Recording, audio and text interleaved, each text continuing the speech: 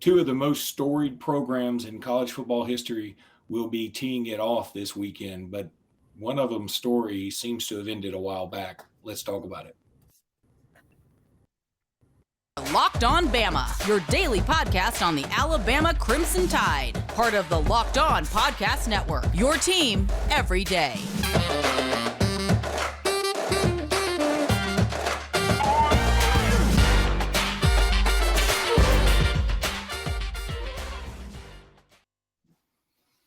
Hey, everybody, and welcome back into Locked On Bama. Luke Robinson, that's me. Jimmy Stein, that's him. Jimmy, how are you today? I am doing really well. Wow, the season only got here fast. We're playing Texas. Now that's happening. It's huge. It's huge. Thank you all. Thank you all for making us your first listen. We appreciate you guys a ton. If it looks like I'm wearing the same shirt as the previous podcast, I love this shirt. I might just wear it every podcast now. This is from Alumni Hall. Go check out Alumni Hall. I'm telling you, they sent it to me as like a sample to wear, and I'm like, hey, don't send me samples if you don't want me to wear them, because I'll wear them. I'll wear it all the time, and I'll shake it like this, just like this, like I'm shaking right now. Go get you a shirt from Hall. Support the Alabama Crimson Tide and Locked On Bama, by the way. Jimmy, Alabama, the University of, will be taking on Texas this weekend. I believe you and I are both going. We're very much looking forward to that. Hope we get to see each other. Chris Felica put out a statistic. This Chris Felica of ESPN fame, I think they call him the Bear. The other Bear. Or something. Yeah. The other Bear. He's the other Bear? The other Bear. Okay. Well, we have. Oh, the other versus our Bear. I got you. Yeah. He's just Bear. Maybe he's just Bear, not the Bear, like Ohio State, the Ohio State. Chris Felica put this tweet out. Since playing for the 2009 national title, Alabama is an FBS best 151-17 and has won 5 national titles. Texas is 84-67, which is 1 win better than Northwestern. In fact, Alabama has more wins by at least 24 points, 92, than Texas has wins in that same span. A couple of things jump out to me. The first thing, if you told me right now, I have not researched this. Please, if you watch this podcast, we're not doing a ton of research beforehand. I'm gonna try my best really quickly, Jimmy. I think I could name all 17 losses in two. So 2010, you got South Carolina, LSU, Auburn. 2011, you've got LSU. 2012, you got A&M. 13, you've got Auburn and Oklahoma. In 14, you have Ohio State and Ole Miss.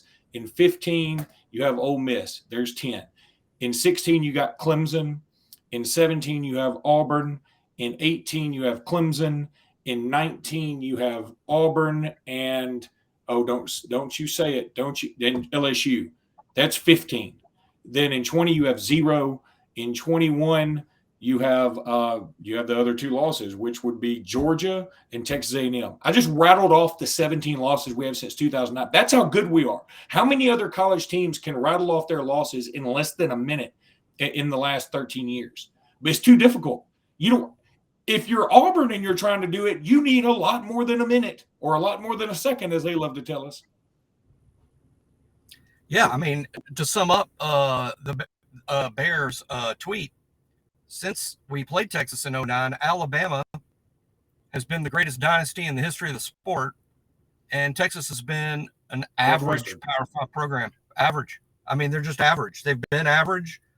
It's incredulous that they are.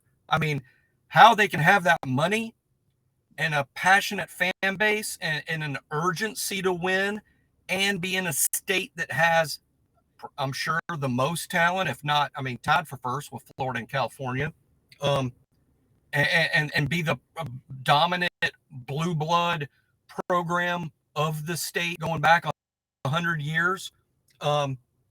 How they've been average for so long, stunning, but it's the truth.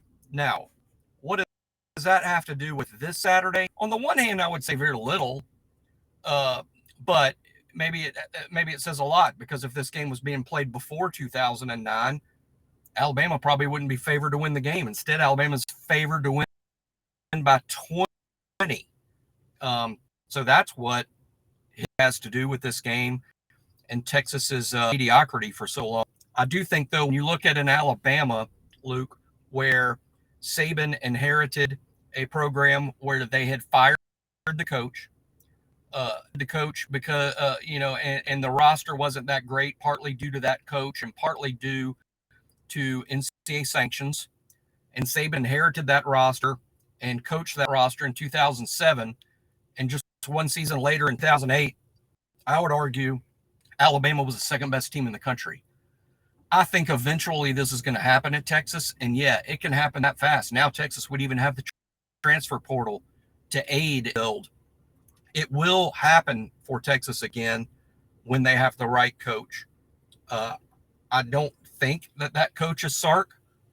He might be, but they don't feel to me like they're a year away from being the second in the country. That said, I was favored by 20, and I think they're going to win by around 20. But they got a handful of dudes. I mean, they still have a handful of dudes, and Alabama didn't play well on the road last year. So I'm not writing this down as a win just yet. We got to play the game. Well, Alabama was a 17-point, 18-point favorite last year on a road game at Texas. They end up losing the contest. I mean, it's not crazy to think it could happen. However, I would, and I also say this: I don't think A&M had a dude on their team as good as Bijan Robinson is. Bijan Robinson is a top 10 NFL pick next draft. That being said, I would also argue A&M has a much better coach. A&M also has a lot more familiarity with Alabama on the whole, and A&M had the benefit of playing Alabama before Bryce Young really blossomed into being Bryce Young. And, there were a few other little knick-knack things that helped A&M that particular. It was also a night game, which I wish this was, because it'll be 712 degrees where I'm sure I'll be sitting. Jimmy, I want to take a minute here now. I'm going to talk about a new sponsor. This episode is brought to you by Underdog Fantasy. This episode is brought to you by Underdog Fantasy. It's the easiest place to spice up your football season. Emphasis on easy to get started and easy to play while you watch your favorite team. Example, look here. 8 examples for you. It's in terms of keeping how easy it is.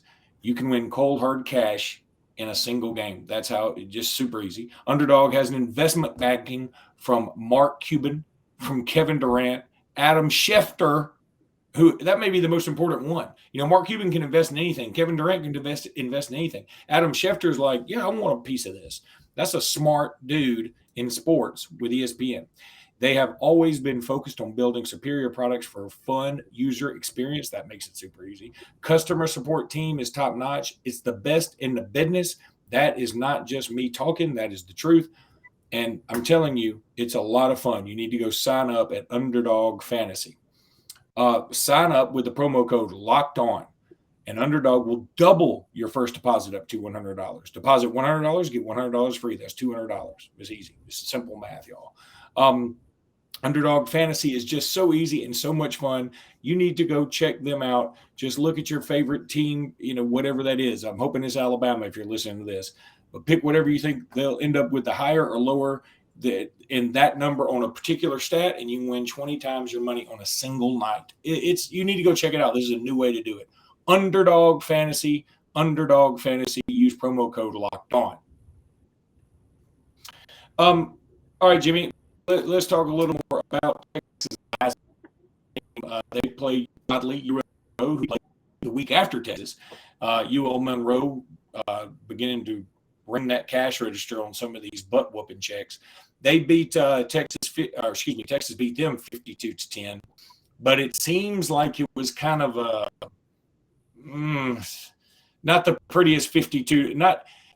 We've been complaining a little bit, at least some fans, not us necessarily, about Alabama's quote-unquote ugly 55.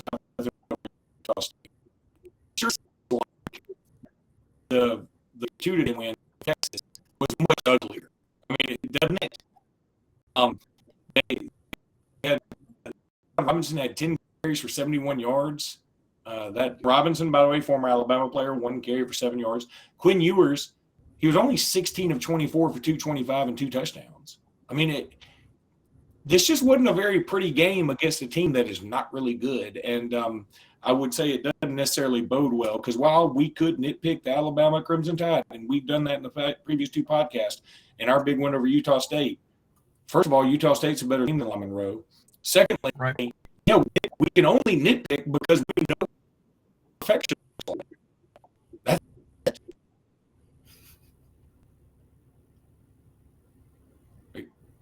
Did you give up? Oh, sorry. It froze on me for a second. I don't know if it froze up for you, but it froze on me for just one second. So I wasn't sure you were done with what was, I thought, a excellent breakdown, especially considering, look, State is a better team than Monroe. I mean, that was the best point to make. I thought is Utah State would beat Louisiana Monroe, and Alabama beat Utah State much worse than Texas beat Louisiana Monroe. Don't be fooled by the score alone. When you break down the game, Texas dispatched Monroe easily, but Alabama dominated Utah State more than Texas dominated Monroe. I do think that's relevant to the game this weekend in terms of just kind of a demonstration of firepower. One other point to make, I'm still forming a prediction, but Utah State played a game that I felt there was a concerted effort to keep Logan Bonner healthy by getting rid of the ball very quickly and then not playing for very long because they were afraid that Will Anderson or Dallas Turner would get free and break him. And now Utah State can't win their more important games to them, which are Mountain West games. Texas is a little different. I think this is going to be a high sack game for Alabama. It wasn't against Utah State, but it will be this win. One of the things I think we should look forward to, what I think happened in that Monroe game, is Texas basically putting Quinn Ewers in the pocket, and that's like ringing a dinner bell for Will and Dallas and Chris Braswell. Yeah, I'm right there with you. And in fact, I'm using, this is on me, just like I did yesterday. I'm using ESPN to find some stats, and ESPN has these obnoxiously loud commercials that just sort of pop up in the middle of nothing and then ruin your excellent rants generally. But I want to look here for sacks. It looks like UL Monroe had 3 sacks against Texas.